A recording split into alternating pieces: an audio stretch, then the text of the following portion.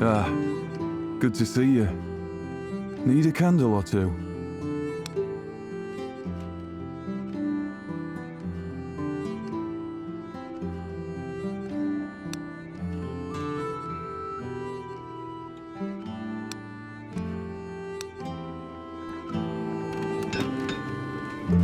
What can I do for you?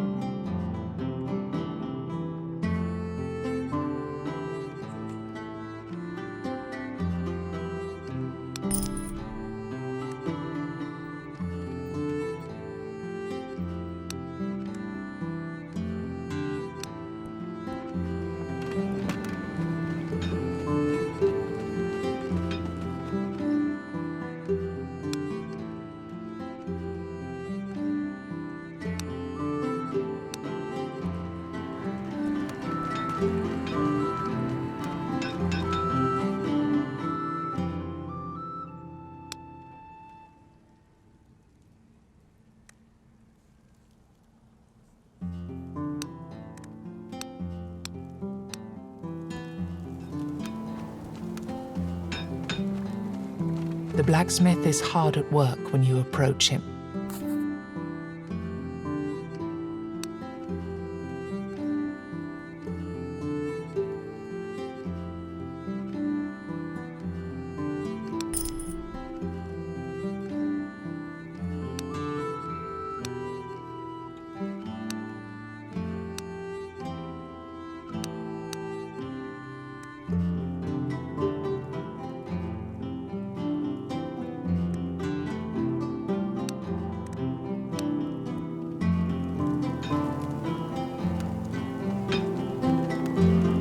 Back already?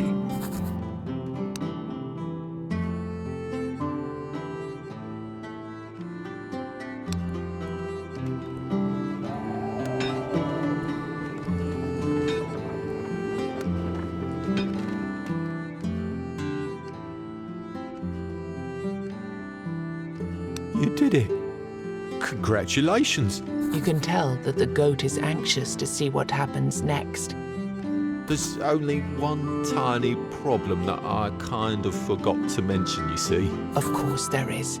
This thing that you're about to face, let's call it the Essence, is a rather important part of this world. It is responsible for its own corruption, yes. But is it also responsible for a lot of other things? Probably. I have no idea. So, to be honest, you'll actually be the first to find out what happens when you kill it. Good luck.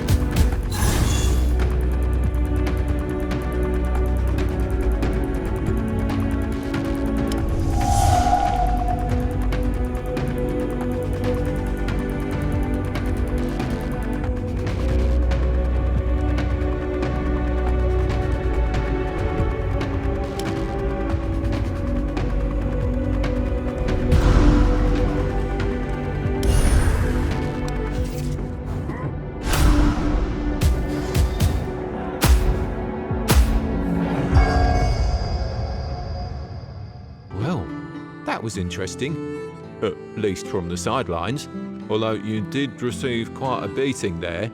But it's doable. I know you'll defeat it eventually. Don't give up.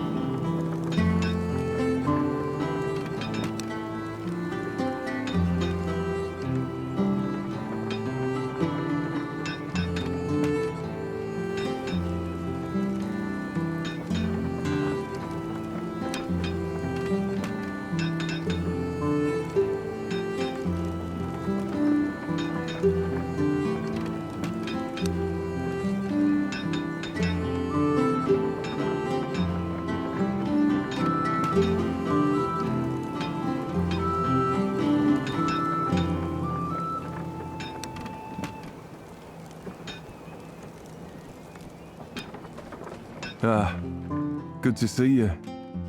Need a candle or two?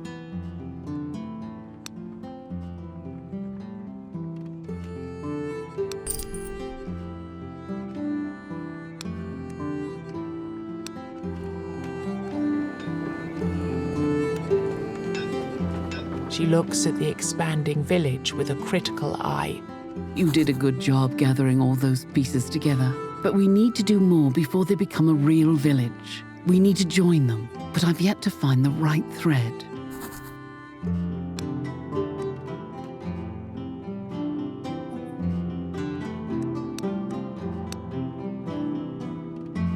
This is perfect, thank you.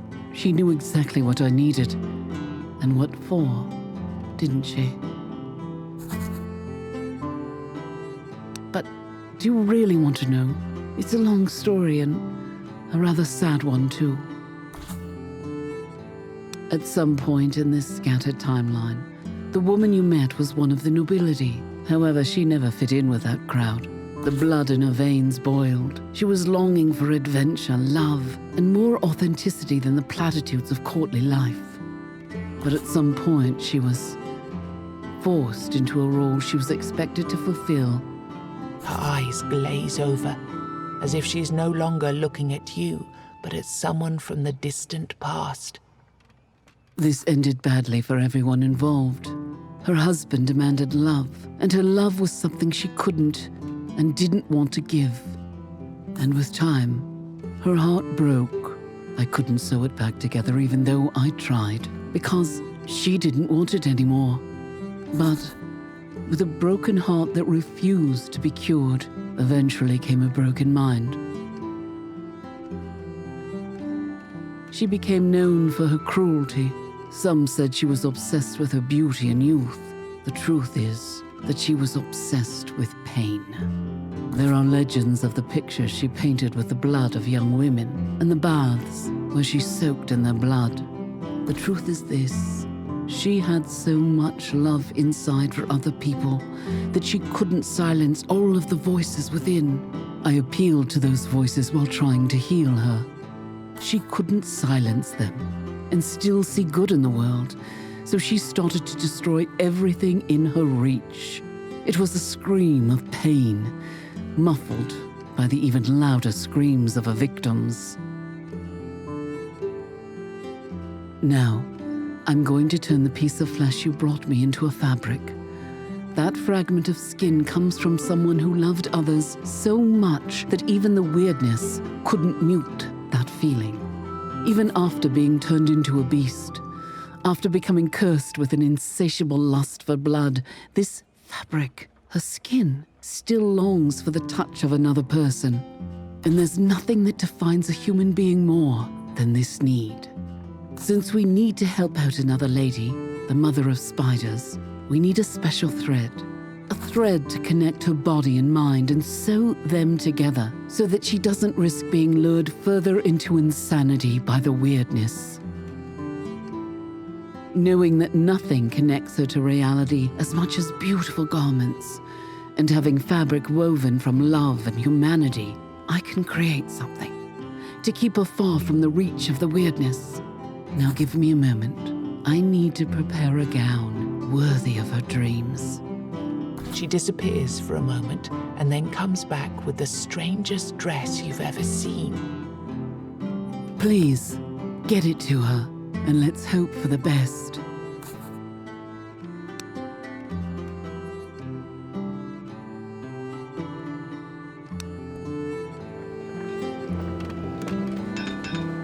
Trinkets, charms, baubles, fair prices, verified origins, and I'm cutting me own throat here.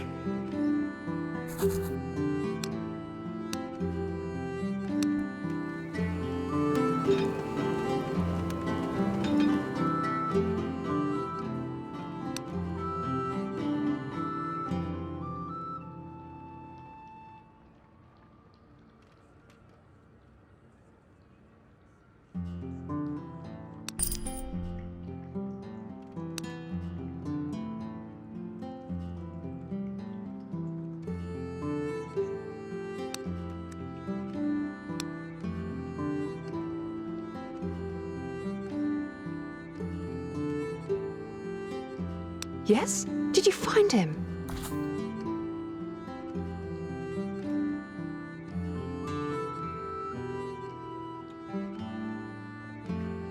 She listens to your story of the burned down house and the corpse you found inside. It must have been Aaron. There's no other explanation, especially considering the letter you found on his body. She snatches the letter from your hands. As she reads it, her eyes widen with shock. I killed him. My experiments killed him. But I have a family. I had one, at least. I need to think about this. Please, give me some time.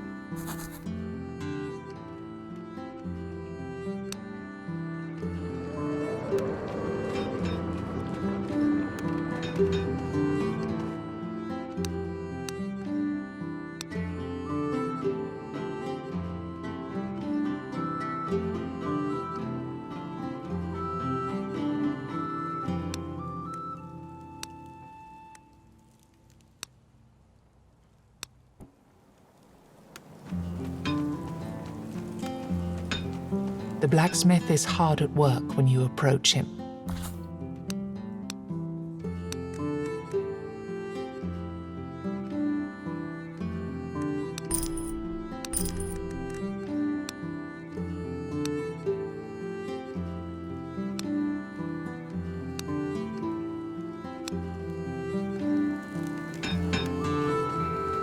You're back already? Go and train. You should practice 40 hours a day, at least.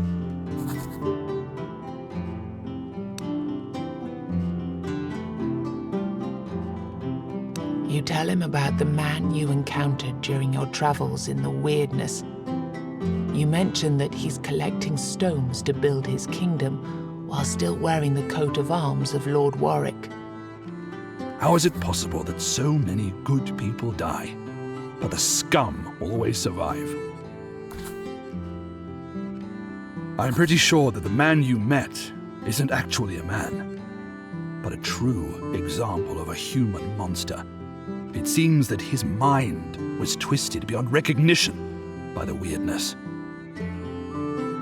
You see, Lord Warwick had a son, and I refused to train him because I saw how he treated the other soldiers. He was a cruel, unapologetic, and vicious brat. He was full of delusions of grandeur. He imagined himself as the Lord Commander of Arthur's armies and whatnot. He kept saying that he'd rule over his father's kingdom, or he'd burn it to the ground and create a new one, a better one. Seeing as how everything around us has gone to hell, what would you say about a little favor? It will be messy, but I'd really like to see this bastard erased from existence forever. Are you up for it?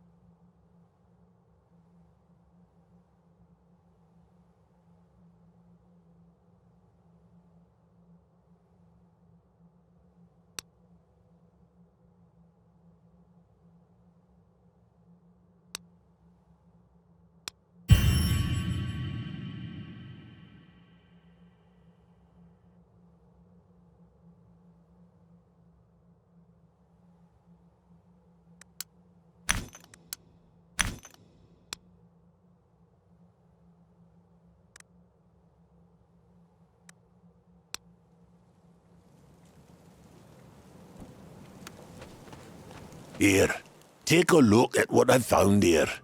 Can't reach it though. You know, having no physical body and so on.